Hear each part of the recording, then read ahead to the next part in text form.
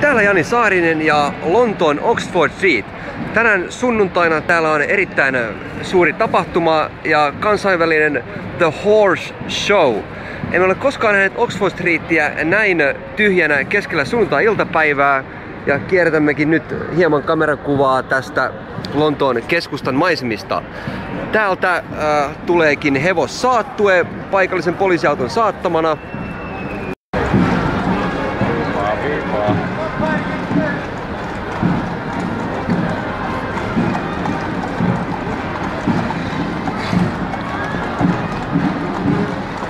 Ja kuvassa on Ruotsin voimistelujoukkue, alle 14-vuotiaat, kuten nämä maahanmuuttajia myös paljon tässäkin joukkueessa.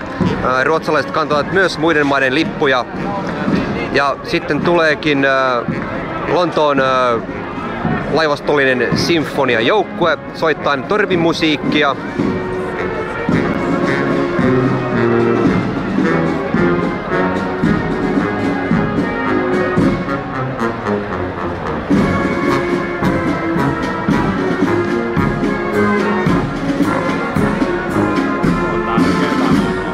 Navy.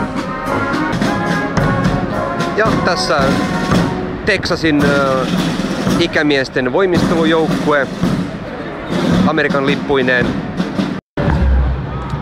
Ja tässä Skotlannin ylämailta saapunut leirikoulu.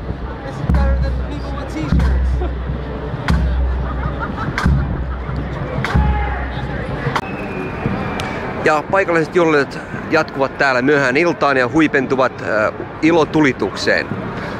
Täällä Jani Saarinen, Lontoo.